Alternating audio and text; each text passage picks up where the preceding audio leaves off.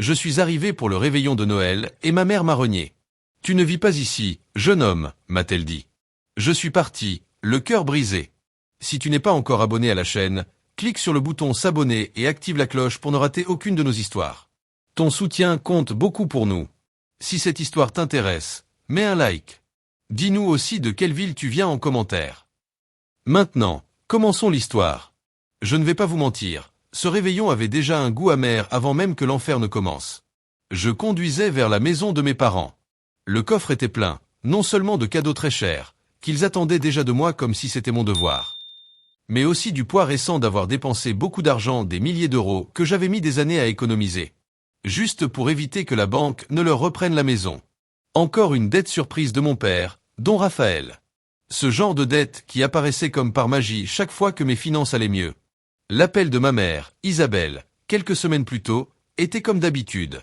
Des pleurs, des lamentations, une voix pleine d'urgence que je connaissais par cœur. « Eh Matetto, mon fils, si tu ne nous aides pas cette fois, on va finir à la rue. » Littéralement à la rue. Et moi, comme toujours, j'ai cédé. En tournant dans leur rue, la maison brillait. C'était une explosion de lumière de Noël, que j'avais sûrement aussi payé avec mon dernier prêt pour frais divers. J'entendais des rires, la musique d'un groupe mariachi qui chantait faux. Encore un luxe que je parierais avoir été payé avec mon prime de Noël. L'odeur du punch, boisson de Noël, et du poisson salé flottait dans l'air froid de décembre. Un nœud s'est formé dans mon estomac. J'ai sonné à la porte décorée d'une nouvelle couronne de Noël très chère. La porte s'est ouverte. Et là, c'était elle, ma mère Isabelle. Dans un châle que je ne connaissais pas, un sourire qui n'atteignait même pas ses yeux. « Bonsoir, jeune homme », a-t-elle dit avec une voix aussi froide que l'air de la nuit. « Vous voulez quelque chose ? Je pense que vous vous êtes trompé de maison. » Je suis resté figé. L'air m'a échappé des poumons. « Maman, qu'est-ce que tu dis ? C'est moi, Matteo. » J'ai essayé de regarder par-dessus son épaule pour comprendre. J'ai vu mon frère Louis, le parasite de la famille, et ma tante Elena, la sœur de ma mère, la pire vipère de la famille, qui riait à gorge déployée, un verre à la main. Mon estomac s'est retourné. Isabelle ne bougeait même pas. Son visage était figé, comme du marbre. « Je ne connais aucun Matteo », a-t-elle répété plus fort, pour qu'on l'entende depuis l'intérieur. « Essayez ailleurs. Bonne soirée. » Et là, avec le calme de quelqu'un qui verse un verre d'eau, elle m'a claqué la porte au nez. Le clic sec de la serrure a résonné dans la rue, mais encore plus fort dans ma poitrine. Je suis resté là, debout, à sentir le froid me pénétrer jusqu'aux os. Mais ce n'était pas le froid de l'air, c'était le froid de la trahison. De la plus grande humiliation. Je me suis souvenu, avec colère, qu'à peine quelques jours après m'avoir demandé tout cet argent, j'avais vu mes parents feuilleter avec enthousiasme des brochures de croisière dans les Caraïbes. Brochures qu'ils avaient laissées traîner dans leur chambre. Cette petite inquiétude que j'avais voulu ignorer. Elle me frappait maintenant comme un poignard. La musique du mariachi continuait à jouer à l'intérieur. Les rires ne s'arrêtaient pas. Pour eux, la fête continuait. Pour moi, quelque chose venait de se briser à jamais. Je suis resté là comme un idiot, quelques secondes qui m'ont semblé une éternité. Ma main était encore suspendue dans l'air, là où j'avais sonné. Le rire aigu de ma tante Elena a traversé la porte, suivi d'un commentaire étouffé de mon frère Louis que je n'ai pas bien entendu, mais que j'ai imaginé aussi blessant. Je me suis retourné, sentant les regards curieux de quelques voisins derrière leur rideau. La honte me brûlait le visage. Je suis allé vers ma voiture, une vieille berline mais fidèle, qui contrastait fortement avec la voiture de sport rouge flambant neuve, garée devant le garage de mes parents. Un petit cadeau pour Louis, pour sa récente diplôme, on ne sait trop de quoi.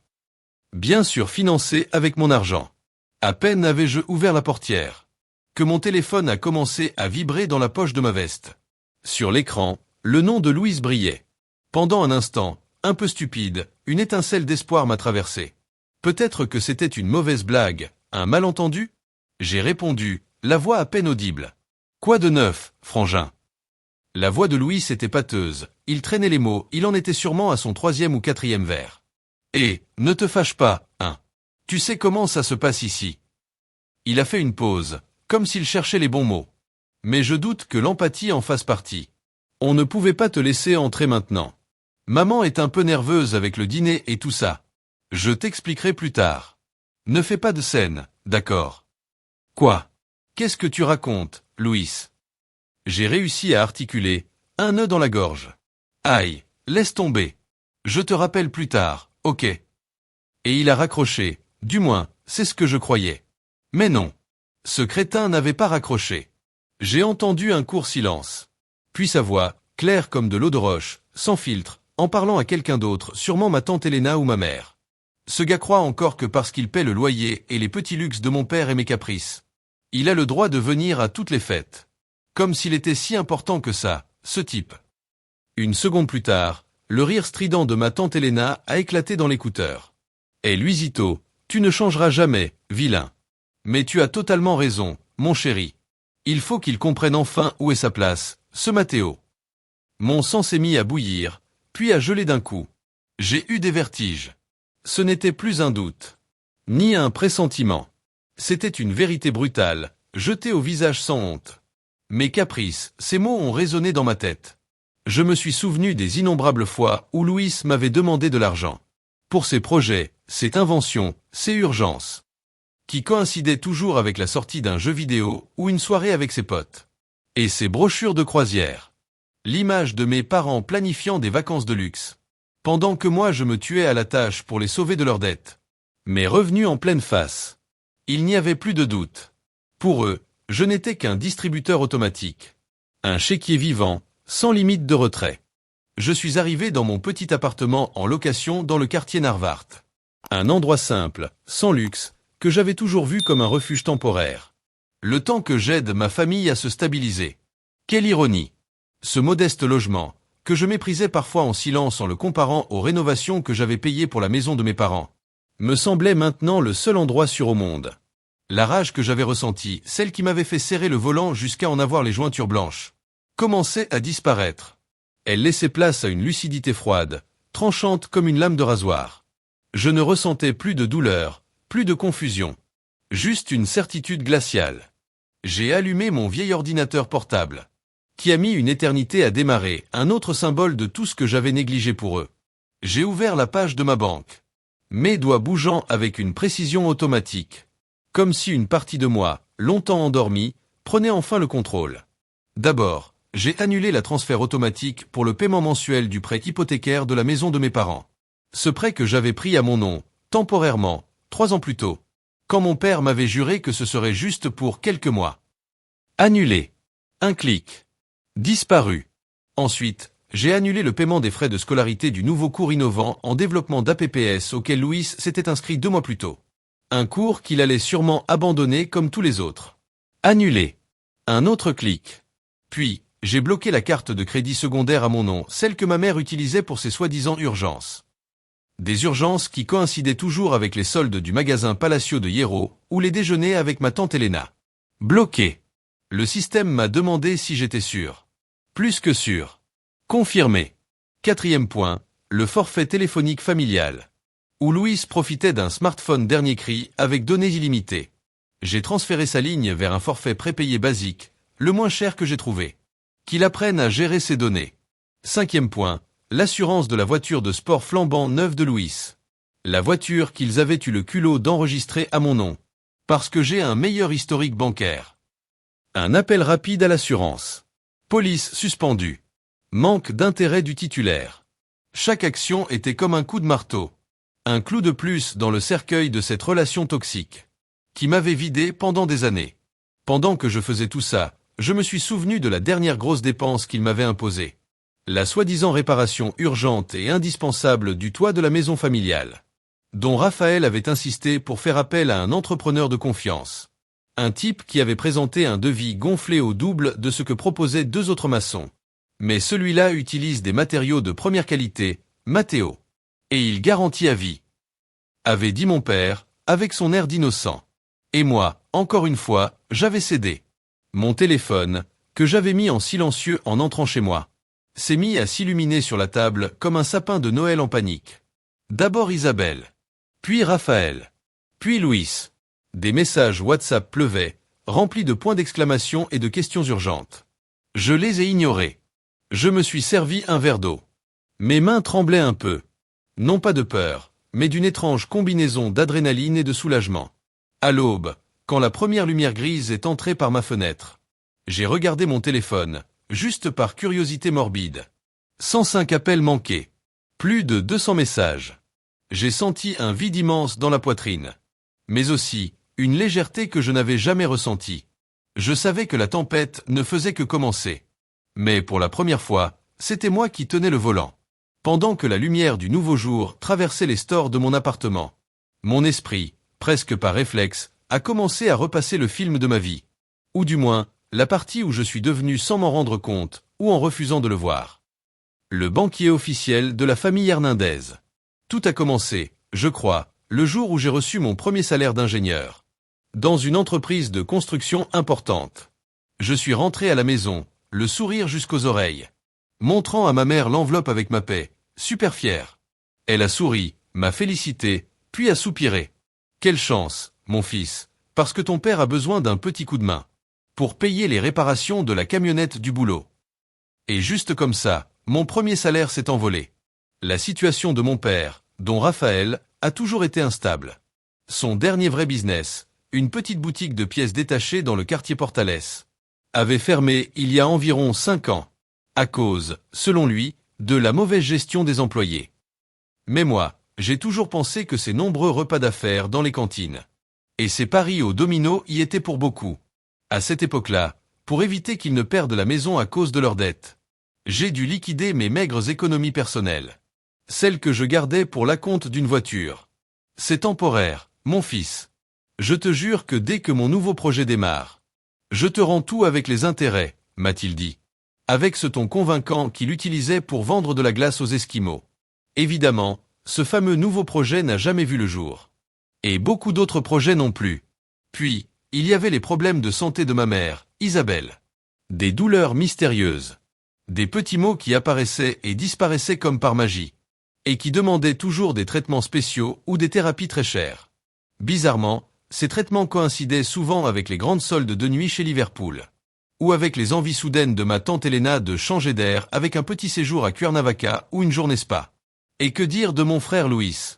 Le grand entrepreneur est l'artiste incompris. Sa liste de projets ratés était aussi longue que le carême.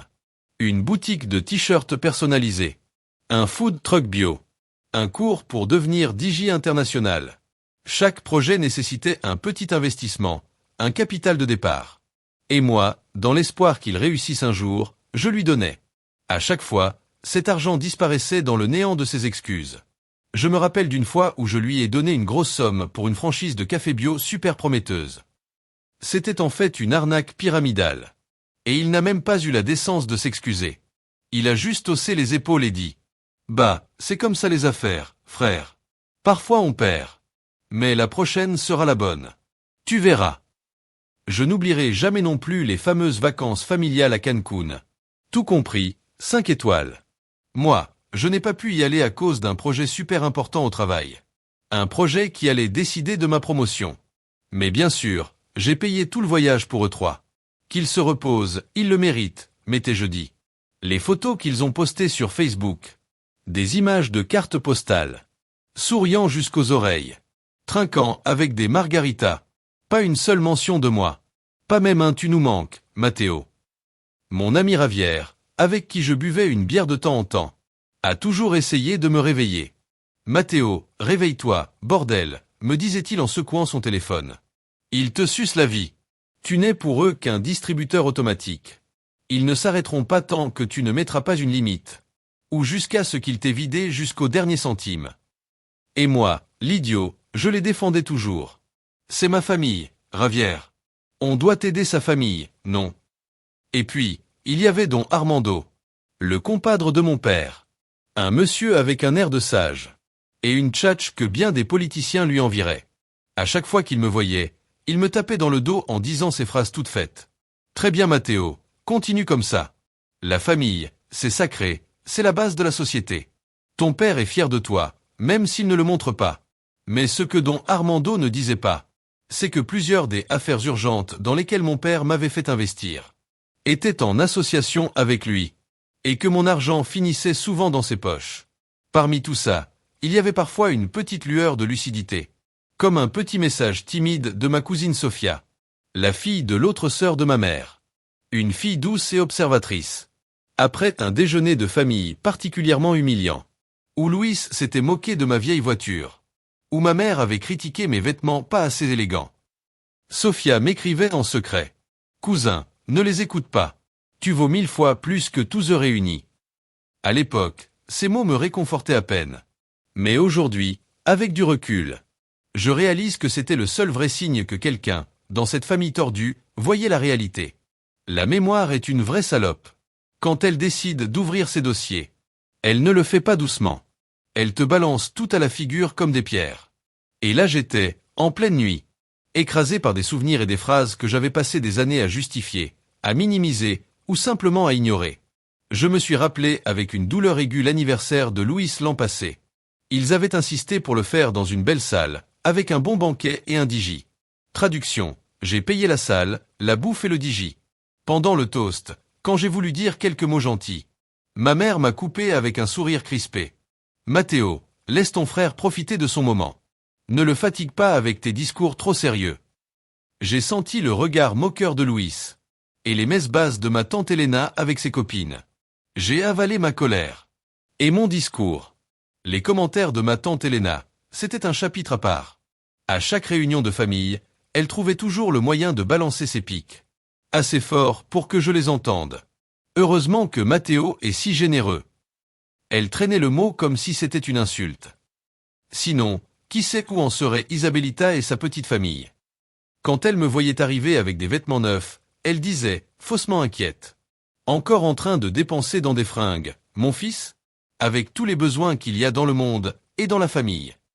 Et si mes vêtements étaient vieux, alors elle disait, tout cet argent que tu gagnes, Mathéo, est même pas capable de t'acheter quelque chose de plus décent. Tu ressembles à une photo jaunie. Peu importe ce que je faisais, elle trouvait toujours une manière de me rabaisser.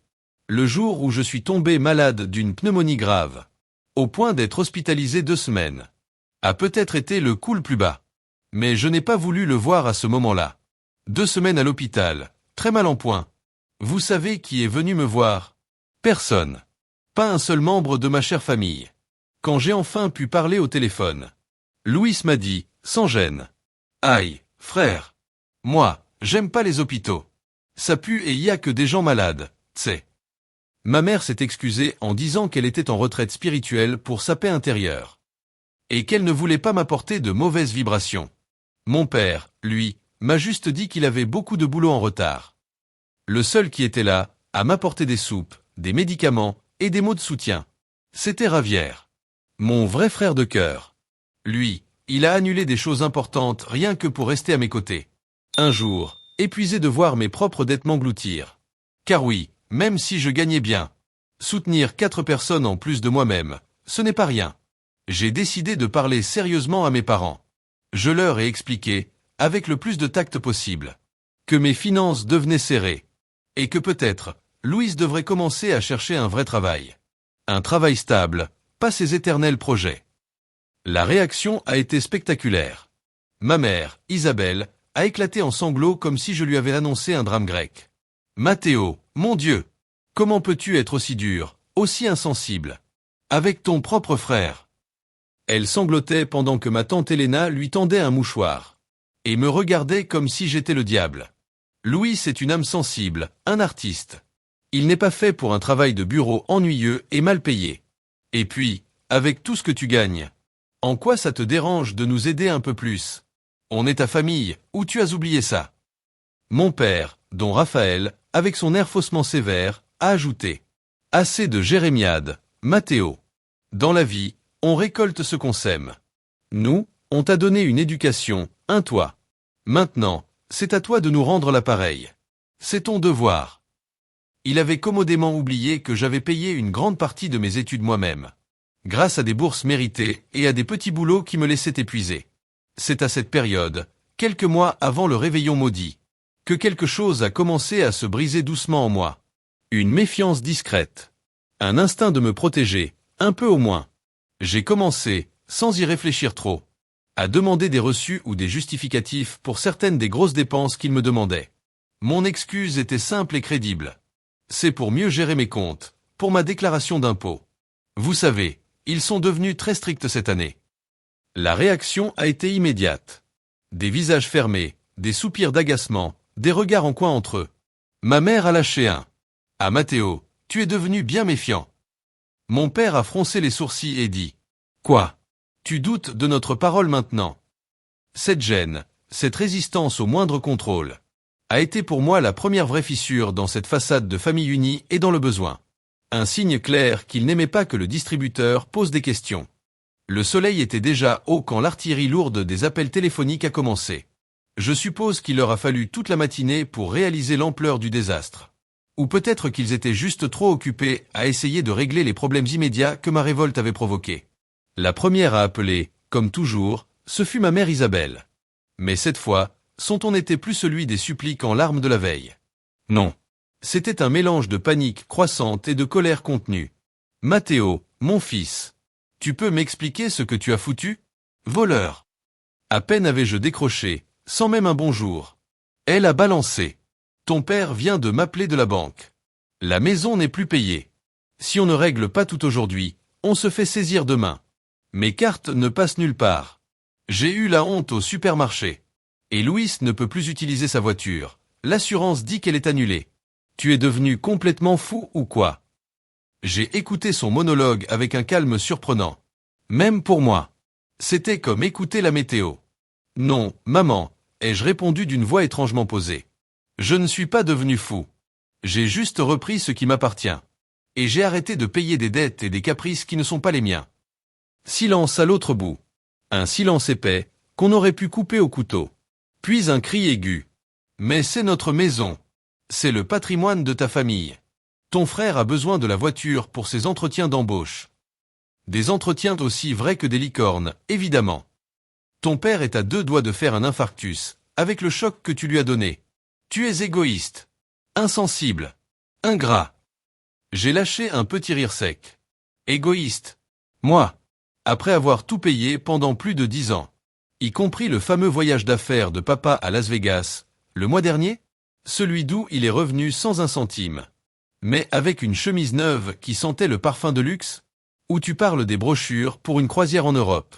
Que vous regardiez avec tant d'enthousiasme la semaine dernière? Juste après que je vous ai donné l'argent pour sauver la maison? Parce que franchement, ces plans-là ne ressemblaient pas trop à ceux de gens sur le point de tout perdre, hein. Isabelle a balbutié un mélange incompréhensible de dénégation et d'excuses bancales.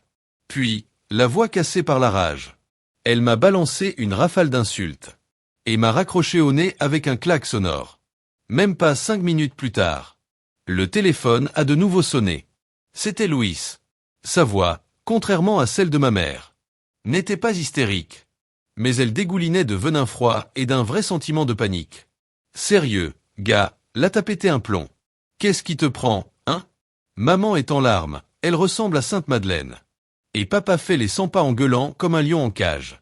Tu nous as laissés à la rue, espèce d'enfoiré. Curieux que tu dises ça, Louis, ai-je répondu. Le sarcasme coulant dans chaque mot. Parce que hier soir, c'est vous qui m'avez mis à la rue. Le soir de Noël. Tu l'as déjà oublié si vite. Non, Matteo. C'était un malentendu. Je te l'ai déjà dit. T'exagères toujours. Et tout ça pour quelques misérables euros? T'es malade du pouvoir ou quoi? Tu crois que parce que t'as un peu de fric, tu peux écraser ta famille? Quelques misérables euros, ai-je répété. Sentant la rage monter à nouveau, difficilement contrôlable. Tu parles des milliers d'euros que j'ai claqués dans tes études jamais terminées? Dans tes projets toujours ratés? Dans tes dettes de jeu, que tu m'as juré devant la Vierge être pour un cours de graphisme avancé? Ou bien tu parles de la voiture de sport que je paie pour toi? Ou encore des concerts, festivals auxquels tu vas avec mes cartes? Pendant que moi je me tue au boulot pour gagner tout ça.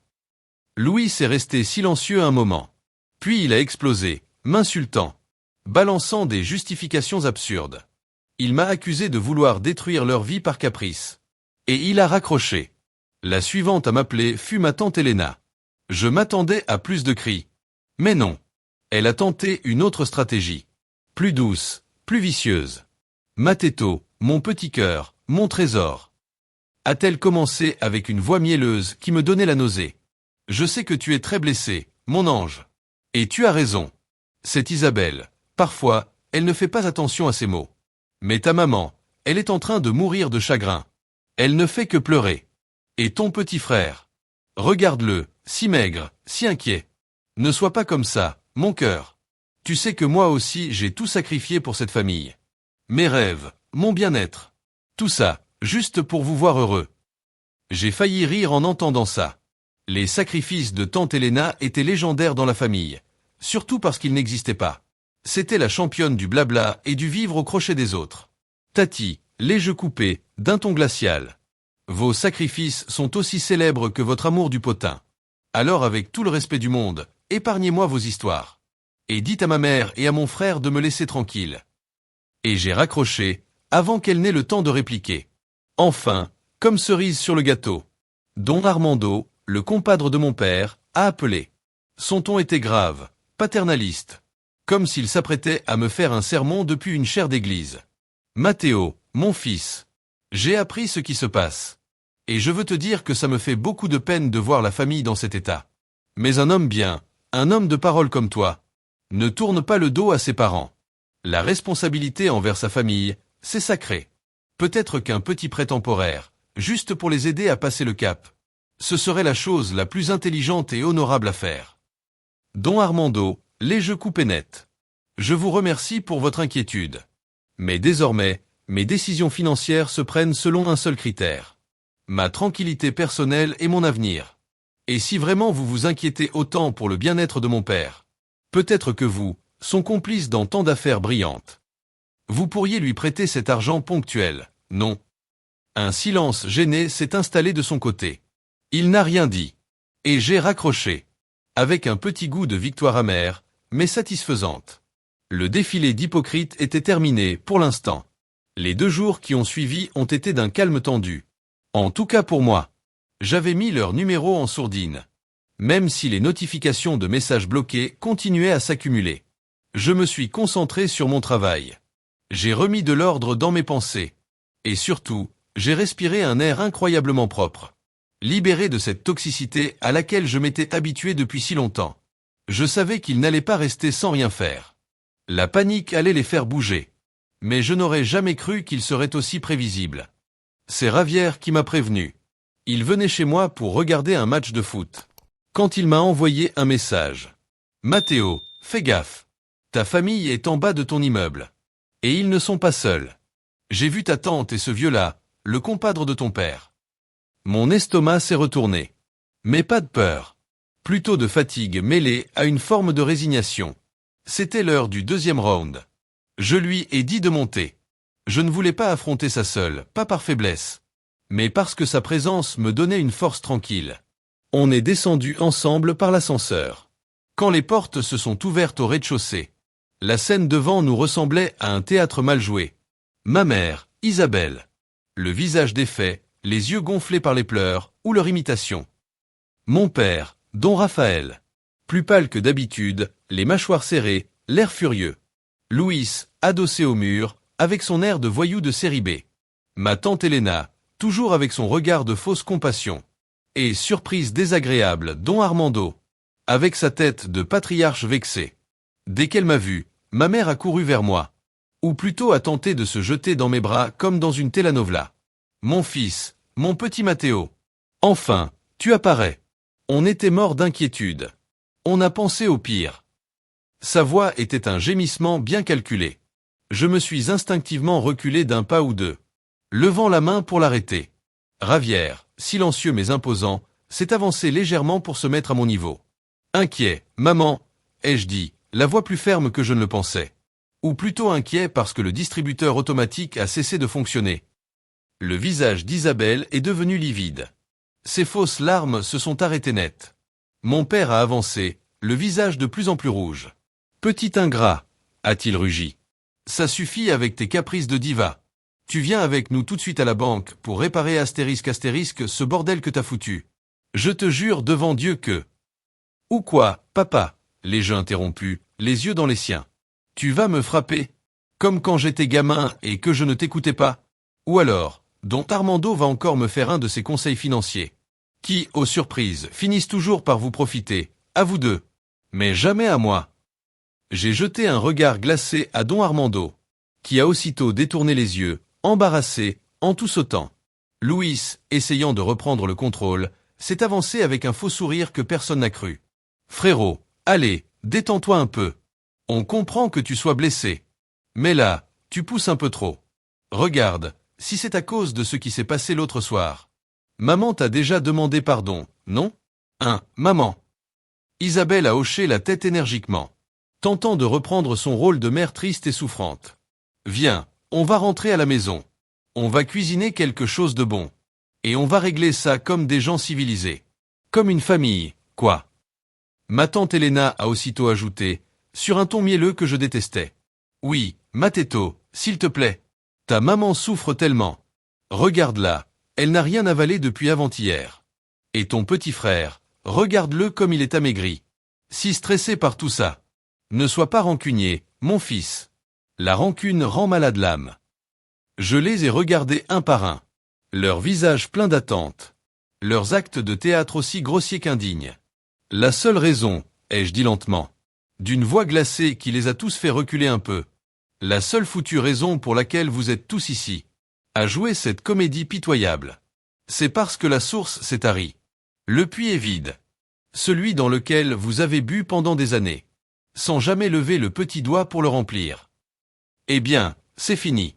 Le spectacle est terminé. Trouvez un travail. Apprenez à vivre avec ce que vous n'avez pas. Et surtout, laissez-moi tranquille. Pour de bon. Je me suis retourné. Déterminé à remonter dans l'ascenseur. Ravière m'a suivi, me couvrant le dos. Calme et solide. Le silence que nous avons laissé derrière nous était lourd, poisseux. Plein d'une fureur impuissante. Juste au moment où je croyais que ce spectacle humiliant était enfin terminé. Et que j'allais pouvoir retrouver la paix dans mon appartement. La voix de Louis a traversé le silence tendu du hall d'entrée. Aiguë, empoisonnée, pleine de venin. T'as toujours été comme ça, Matteo. Tu te crois trop fort juste parce que t'as quelques euros de plus que nous. Mais t'es rien sans ton fric. Rien du tout. Je me suis arrêté net, à un pas de l'ascenseur. Un sourire amer, presque douloureux, est monté à mes lèvres. Je me suis lentement retourné pour lui faire face. Ravière était toujours à mes côtés, calme mais prêt à intervenir. J'ai sorti mon téléphone de ma poche. Avec tout le calme du monde. Tous leurs regards se sont tournés vers l'appareil. Inquiets de ce que j'allais faire. Peut-être pensaient-ils que j'allais appeler la police, ou pire. Arrogant, moi, Luisito. Ai-je dit, d'un ton étonnamment tranquille. Ou arrogant, vous, qui avez vécu comme des rois sur mon dos pendant des années. Sans une once de reconnaissance. Sans respect. Sans filtre quand vous parlez de moi. J'ai glissé mon doigt sur l'écran. J'ai retrouvé le fichier audio. Et j'ai appuyé sur play. La voix de Louis, claire et moqueuse, a rempli le hall. Ce gars croit encore que parce qu'il paie le loyer et les petits luxes de mon père et mes caprices, il a le droit de venir à toutes les fêtes. Comme s'il était important, ce type. Et comme un écho sinistre. Le rire strident de ma tante Elena a suivi. Le silence qui s'est installé après ça était différent. Ce n'était plus un silence tendu. C'était un silence de tombe. Chargé de honte palpable. Ma mère, Isabelle, est devenue pâle comme un drap. Ses mains, qui bougeaient en avant, étaient maintenant pendantes, inertes. Mon père, dont Raphaël, a lancé un regard glacial à Louis. Les lèvres serrées d'une blancheur livide. Dont Armando a toussé, regardant soudain le plafond comme s'il y avait trouvé une échappatoire. Ma tante Elena, pour la première fois depuis que je la connais, était muette. La bouche entr'ouverte, figée dans une grimace de stupeur. Quant à Louis, le héros de l'audio, il est devenu rouge, puis vert, puis d'une couleur étrange entre la rage et l'humiliation. Il a balbutié. Mais c'est sorti de son contexte. T'as dû truquer l'enregistrement, Matteo. T'as toujours été doué pour bidouiller avec ton ordi, pour me faire passer pour le méchant. J'ai secoué la tête. Un petit sourire triste s'est formé sur mon visage. C'est marrant que tu dises ça, Louis. Parce que mon téléphone n'est pas assez sophistiqué. Pour enregistrer tes pensées les plus profondes. Et les éditer en temps réel. Juste parce que t'as oublié de raccrocher. C'est ta voix. Tes mots. Ton vrai visage. Ce que tu penses vraiment de moi quand tu crois que je n'écoute pas. Ma tante Elena, voyant la situation lui échapper, a tenté une manœuvre désespérée pour se dédouaner. Et Louis, mais enfin, comment t'as pu dire une horreur pareille? A-t-elle crié, faussement choquée. en donnant un petit coup de coude discret à Luis. Je t'ai toujours dit de ne pas parler comme ça de ton frère Matteo. C'est un bon garçon, même s'il est un peu colérique parfois. Une mensonge aussi gros que son faux ton d'indignation. Même moi, j'en ai presque rigolé. Isabelle, voyant que le navire coulait, a sorti la dernière carte. Le chantage émotionnel le plus bas de sa collection. Ses yeux se sont remplis de larmes. Peut-être un peu plus sincères cette fois, ou juste plus désespérés. Matteo, mon fils. Pour l'amour de Dieu. Gémit elle, la voix brisée. Ton père a de vrais problèmes de cœur.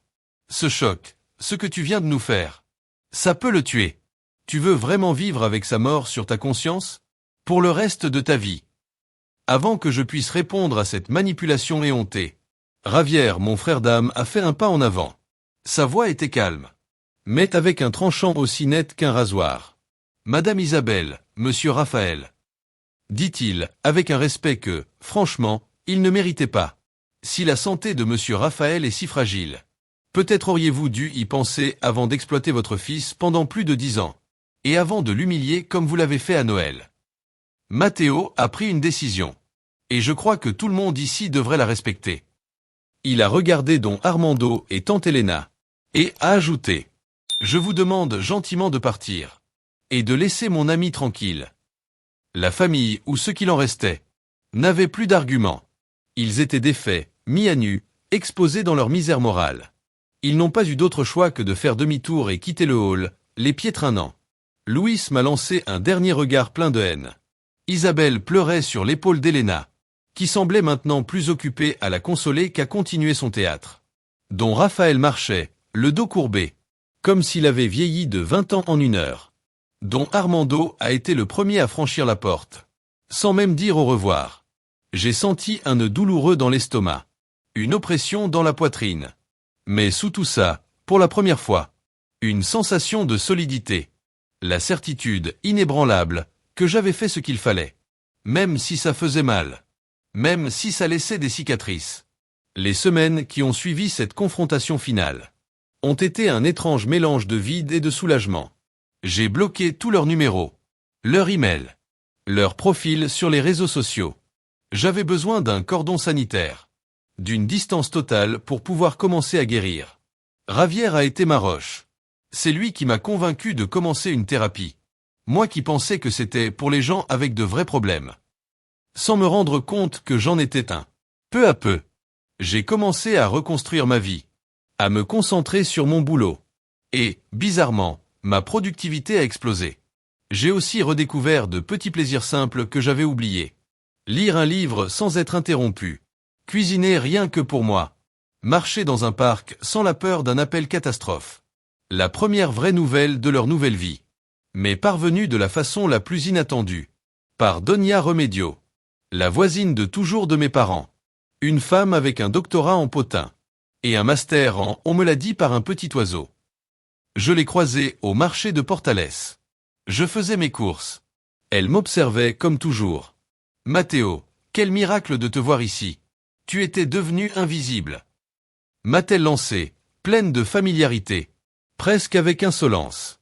Ses petits yeux brillants m'ont scanné de la tête aux pieds.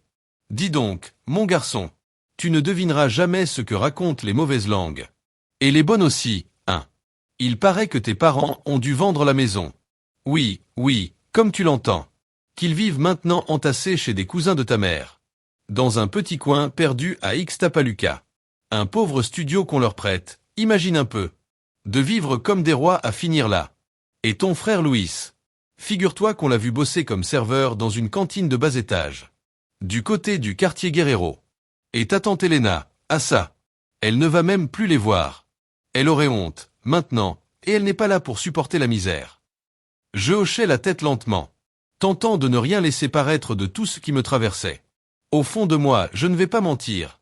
Il y avait une satisfaction froide, sombre, comme une forme de justice poétique. Mais il y avait aussi un picotement de pitié. Un écho lointain de la responsabilité que j'avais portée si longtemps. J'ai remercié Donia Remedio pour les infos. Puis je me suis éclipsé aussi vite que possible. Quelques jours plus tard, j'ai reçu un message d'un numéro inconnu. C'était ma cousine Sofia. Son message était court, mais il a beaucoup compté pour moi. Cousin Matteo, c'est Sofia. J'ai appris ce qui s'est passé et comment ils t'ont traité. Je veux juste te dire que je te soutiens. Et que tu n'es pas seul dans tout ça. J'ai toujours vu comment ils profitaient de toi. Et ça m'a toujours mise en colère. Ma mère, l'autre sœur d'Isabelle, la plus discrète et la plus juste, a essayé plusieurs fois de parler à ta mère et à ton père, pour leur dire qu'ils exagéraient avec toi. Mais ils ne l'ont jamais écouté. Ils disaient que c'était ton devoir, que c'était normal.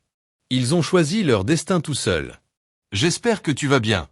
Et que tu trouveras beaucoup de paix. Ne te sens jamais coupable. Beaucoup dans la famille pensent comme moi. Mais ils ont juste peur de Tati Isabelle. Les mots de Sofia ont été un baume inattendu. Savoir que tout le monde n'était pas aveugle dans cette toile familiale de mensonges m'a donné une perspective différente. Et puis, est arrivé le coup de grâce. Le moment où tout doute a disparu à jamais. Sofia m'a appelé quelques jours après. Sa voix tremblait un peu, mais elle parlait avec détermination. Cousin, il y a encore quelque chose que tu dois savoir. M'a-t-elle dit à voix basse. Je l'ai entendu par hasard, il y a environ 1 an. Avant que tout explose. J'étais chez mes grands-parents, et Tati Isabelle parlait avec mamie. Elle croyait que personne ne les écoutait.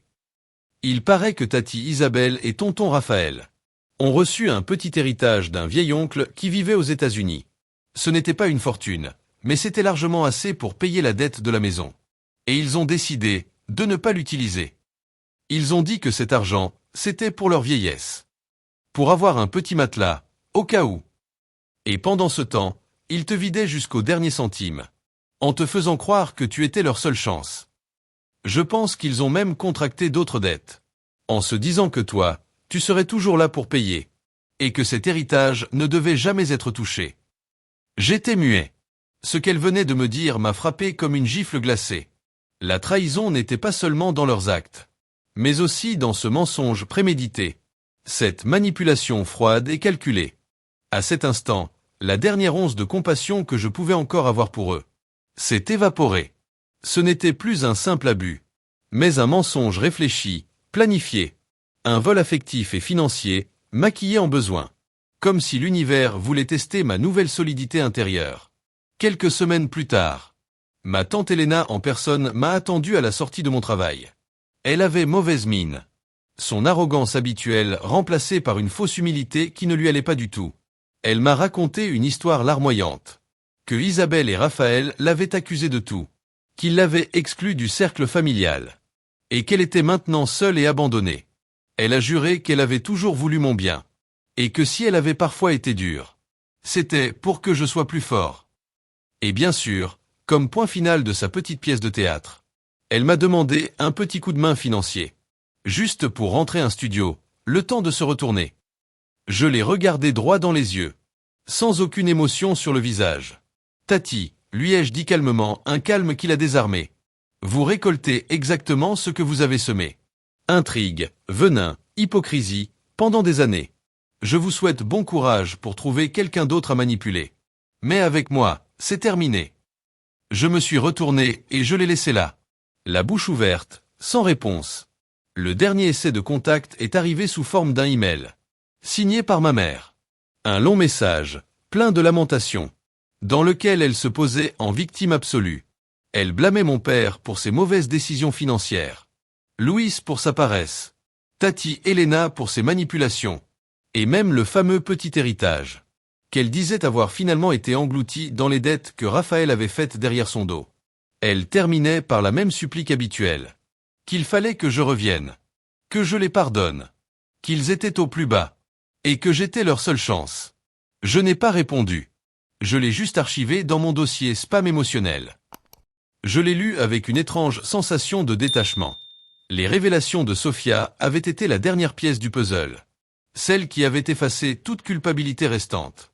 Il n'y avait plus de place pour une compassion forcée, seulement pour une pitié distante, froide, devant les conséquences de leur propre choix. J'ai supprimé le mail sans répondre, sans ressentir la moindre trace de remords. C'était le point final d'un livre que je ne voulais plus jamais rouvrir. Des mois plus tard, j'étais assis dans l'un de mes cafés préférés, à la Condesa, à une terrasse, profitant du soleil de l'après-midi, et d'une conversation sans importance avec Ravière. On riait d'une bêtise du boulot, d'un match de foot, de la vie, tout simplement. Et c'est là que je me suis rendu compte que ça faisait des années que je ne m'étais pas senti aussi léger. Rire sans peur, sans que le poids du monde repose sur mes épaules. Je me suis regardé dans la vitre. J'avais peut-être quelques cheveux blancs en plus. Un regard plus sérieux. Mais je me reconnaissais enfin. Plus que je ne l'avais fait ces 10 dernières années. Et maintenant, qu'est-ce que tu vas faire, mon cher Matteo? M'a demandé Ravière, en buvant une gorgée de café. Tu as un plan pour conquérir le monde, maintenant que t'es enfin libre. J'ai souri, en regardant les passants. Chacun avec ses histoires, ses combats. Je sais pas, Ravière. Pour une fois, je crois que mon plan, c'est juste. Vivre. Pour moi. Profiter des petites choses. Peut-être enfin faire ce voyage en Patagonie que j'ai toujours repoussé à cause des urgences familiales. Ou apprendre à jouer de la guitare. Des choses simples, tu vois. J'ai découvert un truc, la paix, ça n'a pas de prix. Et maintenant, je sais que j'étais prêt à en payer le coup. Ravière a hoché la tête. Bien dit, mon frère. Tu l'as mérité. Ce soir-là, en rentrant chez moi, l'air frais de la ville m'a rempli les poumons. J'ai levé les yeux vers le ciel. Un tableau noir étoilé. Je me sentais en paix. Une paix teintée d'une certaine mélancolie. Pour les liens brisés. Pour la famille que j'aurais aimé avoir, mais que je n'aurai jamais. Mais c'était une paix réelle. Solide. Construite sur les fondations de ma propre dignité retrouvée. Je n'étais plus le sauveur. Ni le distributeur de billets. Ni le réparateur des dégâts des autres. J'étais juste Matteo. Un homme avec ses rêves. Et son propre chemin à tracer. Et si tu lis mon histoire, tu te poses peut-être cette question. Est-ce que j'ai bien fait? Est-ce que couper avec des gens aussi proches, même toxiques, est la bonne solution? Je n'ai pas toutes les réponses. On dit que le sang appelle le sang. Que la famille passe avant tout. Mais moi, j'ai appris à mes dépens. Que parfois, cette famille te détruit au nom de l'amour. Et te vide jusqu'à ce qu'il ne reste plus rien de toi. Les laisser partir a été la chose la plus dure que j'ai jamais faite. Mais aussi, la plus libératrice. Je ne sais pas si ma mère, mon père, Louis, Elena ou don Armando comprendront un jour les conséquences de leurs actes. Ou s'ils chercheront juste un nouveau Matteo à exploiter. Sincèrement, je m'en fiche. Parce que je ne suis plus disponible pour ce rôle. J'ai appris à dire non. À mettre des limites. À choisir mon bien-être. Physique et mental. Et ça, mes amis, ça vaut de l'or. Alors je te pose une question, toi qui m'as lu jusqu'ici. Que aurais-tu fait à ma place? Jusqu'où va, selon toi, le devoir familial? Quand c'est ta propre personne qu'on est en train de détruire? Y a-t-il une limite? Dis-moi ce que tu en penses. Je te lirai avec attention.